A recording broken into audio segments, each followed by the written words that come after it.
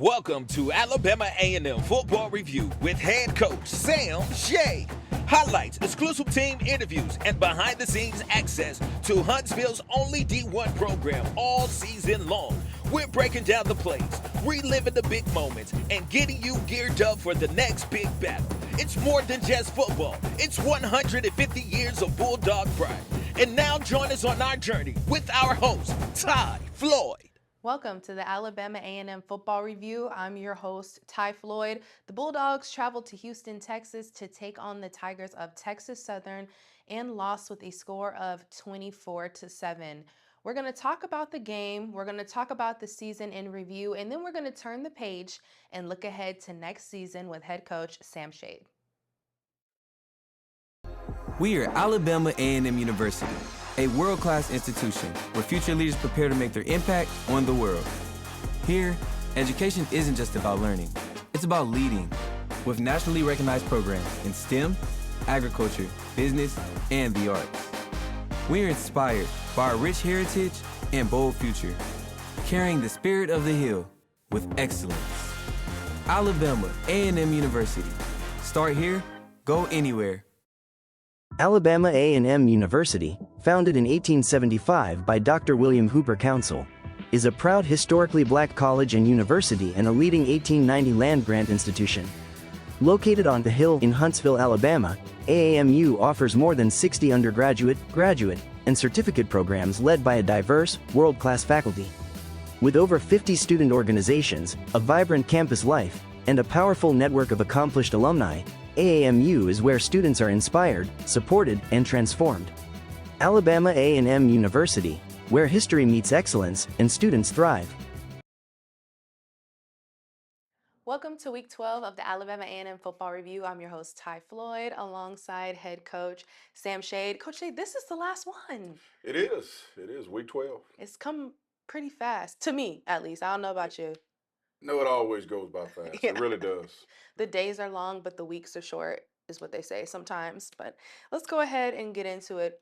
Played in Houston against Texas Southern, took a loss 24-7. But there were some good aspects of the game, starting out on the opening drive. Really, we're hitting the ground in the run game. Isaiah Wokinquo found the end zone, but he fumbled in the end zone, and that ended the possession. Texas Southern recovered the ball. What did you see on that play, and then how do you think that impacted momentum as the game went forward? Well, unfortunately, he was going into the end zone and he, just lost possession of it as he was crossing the goal line. We had a really good drive going right there. And, just unfortunately, I do think it took a little bit of the wind out of our sails early on. It shouldn't have because it was early in the game and, we had success moving the ball downfield. But I do think that, it had a little bit of effect on our team at that time.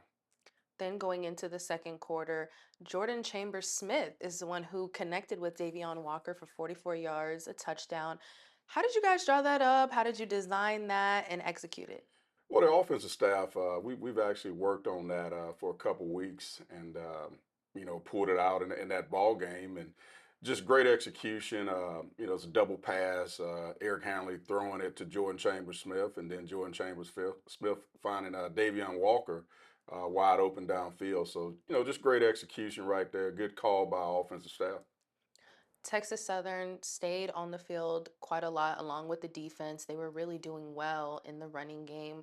What adjustments were you trying to make to stop the run?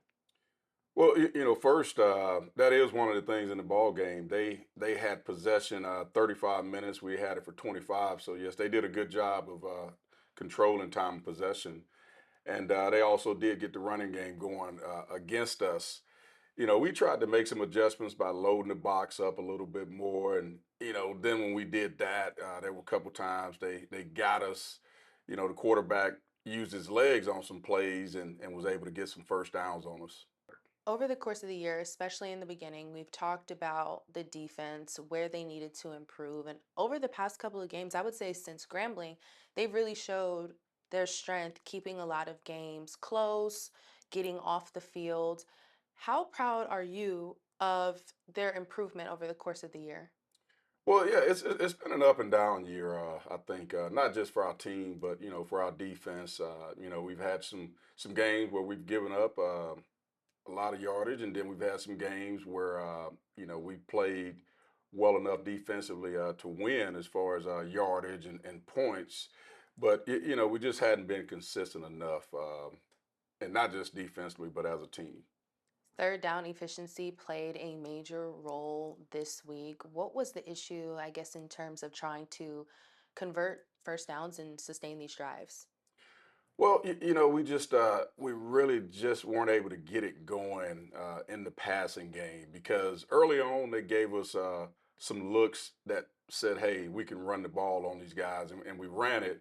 And then they started to take that away. They started putting more guys in the box, and we just weren't quite good enough in the passing game to sustain drives like we needed to. Rob Cole sustained an injury. Condon Littlefield had to come in and carry the load, not just on place kicking, but also on punting. That was his first one. His first one. It was about 50 yards. Right, right. That takes a lot of trust. So Rob's been dealing with a knee injury to his non-kicking knee for almost a month now, for quite a while, and he's scheduled to have surgery and everything. But so Conan, we knew going into the ball game there was probably going to be an opportunity for Conan, and he stepped up. Did a really good job in the punting game. Season's now over. We played our last game, and as you look out over the course of the season, what are your highs and what are your lows? What are some things that you look at the program and you say, okay, we could take this into next year? And then what are the things you're like, okay, we need to leave this behind? Well, to start off, early in the season, I thought that we did some good things, had some success early on. Then, just felt like we kind of, hit some downs, and some of that obviously was some of the injuries that we had. Obviously, the big one was to Quad Brown, and losing him and losing his leadership. That was something that I felt like was tough on us as a team. And then as the season went on, our guys kept fighting. We really had some tough ball games with some outcomes that were not what we wanted, but we stayed together as a team. We never basically separated as a team. We stayed together. We kept fighting, through the adversity, through the ups and downs, and through the negatives. So, those are some things that we'll take forward with us from this season, in the growing process that we were in this season. We'll take those things with us, and looking forward to the off season. There are a lot of things that we got to work on. You can always find a positive in everything. You can always find a silver lining. And I'm in agreement with you just by being around the program every day, being able to see how these guys really never wavered and stayed connected, I think is also a testament to the philosophies and values that you, along with the coaching staff, have. And so as we continue to go on, we'll be able to see that reflected even more. We are going to take a break. And when we come back, we have more of the season in review. To compete at the highest level, our athletes need world-class facilities, top-tier resources, and the tools to succeed, on and off the field. That's why we're raising funds for a brand new practice pavilion, an all-season space where our Bulldogs can train, sharpen their skills, and prepare for greatness year-round. Alabama A&M has built a legacy of Bulldog excellence. We're taking the next step. Whether your passion is football, basketball, track, or beyond, your gift makes a direct and lasting impact. Together, we can create a future where every Bulldog has the resources to succeed.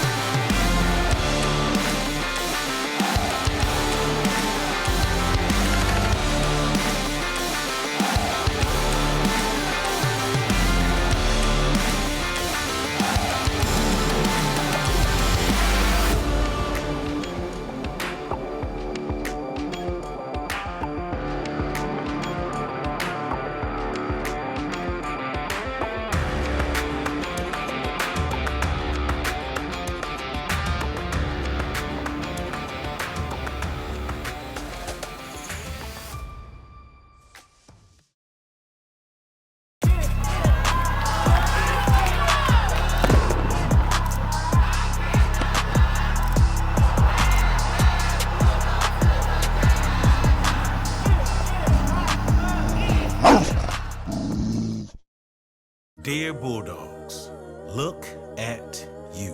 150 years of get up and go. And are you done yet? No. See, back in 1875, all we had was our belief. No voice, no right to dream. But now, everyone wants us on their team. So let's power forward and give back. With you on board, our legacy is right on track. Love the future. Welcome back to the weekly football review. I'm your host, Ty Floyd, alongside head coach Sam Shade. A ton of players, younger players, were thrust into having big roles. More specifically, Eric Hanley, Jordan Chambers-Smith, Mekhi Maddox. We can really go down the list and talk about the youngins that had to kind of step in, especially after the injury bug kind of got us.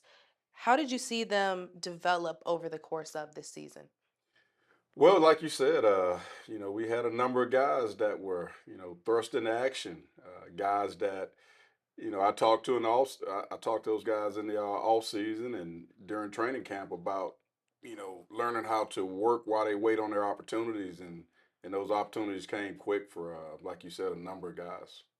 We talked about it over the course of the past 2 weeks. This senior group, they've been really committed to leading the charge and keep fighting. Guys like Nick Glenn, Demetrius Biombi, Trey Abner, who you've had for a long time, Jalen Peterson.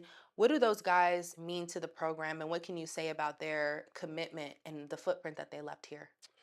Well, just the commitment level of those guys, they were all in from day one, through the ups and downs, the negatives, the adversity, and I told those guys basically, I said, you guys, might not leave here with championship rings on your fingers, but you're champions to me, just by their dedication and commitment to this program, and the fact that those are the guys that that laid the foundation for this football program moving forward. And so, a lot of respect there. They know they're always welcome here at Alabama A&M University, and as we move forward and have success, they know that they're a big part of that. When you look back over the season, what was the biggest challenge that you felt like you had to navigate? And even though you've had a wealth of college experience, was there a situation or maybe a time this year that you thought like kind of like, this maybe is different than what I may have experienced before? Well, I really just feel like just dealing with and managing the injuries and guys in and out of the lineup and guys lost for the season. I just felt like as a staff that was tough for us to manage because sometimes when you get to that second or third guy, you might not be able to do everything that you did with the guy that was the first team guy. And so it limits you sometimes offensively and defensively. And so that was the biggest challenge for myself and this staff was just, navigating the personnel issues that we had during the season. We've talked about the adversities that this team has faced, and we also talked about how the locker room was able to stay intact and they never wavered. Character is really something that you can't teach. So, what does that commitment to staying together, even in the tough times, say about these guys' character? Well, it says that we became a family. We were on a journey this season, the 2025 Alabama A&M University football program. We were on a journey, and we were on that journey together. And through the ups and downs, the adversity, negatives, we stayed together. That's something that it revealed the character of this team. Although we didn't meet the goals and expectations that we had for this season, we still stayed together. We still kept fighting, and I'll never forget this team. So, as we turn the page to the next season, to the off season, what are some of the things that you want to hone in and work on? What are some things that are a priority? Well, the first thing is we're jumping right into recruiting. We've actually got guys, going to be here today and the next 2 days as far as recruiting because like I said, we had some personnel issues, and so we've got to shore those things up as soon as we can. And this team's gonna look different come January and spring practice, and so that's the first thing we've got to do. Then we've got to reassess ourselves. We got to self scout ourselves, and some of the things that went wrong, we've got to fix those things in the off season. We've got to, look and see the things that we might not be doing well. How can we do those things better? How can we improve offensively, defensively, and special teams? So we've got a lot of work ahead of us as a staff that we've got to do in order to improve this football team. In terms of recruiting, when you are evaluating these guys from a skill standpoint and even just from having conversations with them, learning more about them and their character, what does it take to be a part of this program? What does it take to be a Bulldog? Well, I go back to the chase. It takes discipline, it takes accountability, character, good habits. Shoot, I mean, just they're a great attitude. Guys are gonna sacrifice. Guys that are committed to excellence. So, we still have our same core values that we talked about from day one. Those are the things that it takes to be a bulldog, and those are the type of guys that we're looking for. We're not just looking for talented guys. It's not just about talent, but how do you fit in this program? How do you fit at Alabama A&M? Those things are very important to us. You'll have to reassess and then just kind of continue to lay some bricks on the foundation. But we're going to look ahead to the fall now. In the fall, week 0, the MEAC SWAC kickoff challenge in Atlanta, when the guys take the field, where do you want to see the biggest jump have happened? Is that in the mental aspect, the physical aspect, schematically? Where do you want to see the biggest change? All those areas. No, I really do. Yeah. Because obviously, I think that our mental toughness has to improve this off season. There were some times during the season where when things were going well, we were playing well, and then when we had some adversity, I think that sometimes we lost focus, or we dwelled on the negative, or we kind of wallowed in the adversity a little bit, and so mental toughness is a big part of it. Obviously, I want our team to look differently, personnel wise. I do feel like we can make some improvements at certain positions. That's got to happen. And then schematically, we've got to be better in different areas of, say, offense, running the football consistently. Defensively, we had some okay games recently, but we've got to be able to consistently stop the run and make teams one dimensional. And in the kicking game, there are things we've got to shore up there in the kicking game. So just across the board, we've got a lot of work to do um, before we get to that swag MEAC challenge. We got a lot of work to do. We talked about some of the players that will be coming back.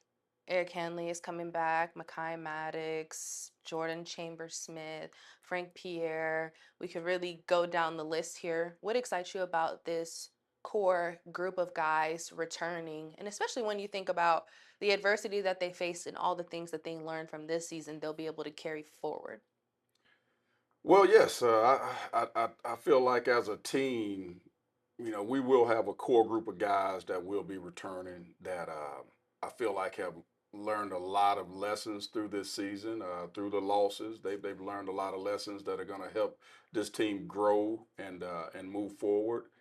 And those guys are going to be counted on. They're going to be counted on heavily. I don't feel like we had enough leadership on this team, or enough guys that were the leaders of the team, and that's part of it.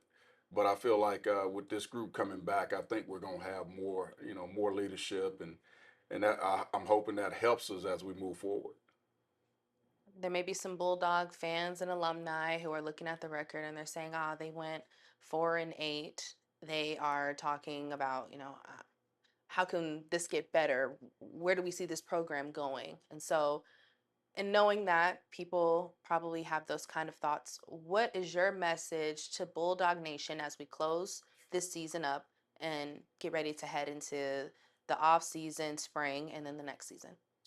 Well, I want our Bulldog fans and alums and everybody that loves Alabama A&M. I want them to know that this coaching staff will be working tirelessly this offseason to improve this football team in all areas, in all aspects, personnel-wise, schematically, offensively, defensively, special teams, and just the overall makeup of this team. And I go back to, improving our discipline, our accountability, our character, our habits, our attitudes, the level of sacrifice, excellence. So, we're going to leave no stone unturned, trying to make this football team the best football team that it can be. Coach, I'm excited to see what we do in the off season. I'm excited to see the players that we bring in, and I think that we're just going to continue to be great on the chase. Thank y'all so much for joining us this season for the weekly football review. Greatly appreciate it. To stay connected with us, make sure you keep up with us on all of our social medias. And as always, go Bulldogs! Thanks for watching the Alabama A&M Football Review with head coach Sam Shea. Your support is important to us and the outstanding student athletes here on the Hill. We encourage you to support the entire athletic program and become a season ticket holder, or be a part of something much bigger and become a torchbearer. Visit aamu.edu for more information. Until next time, stay connected and go Bulldogs!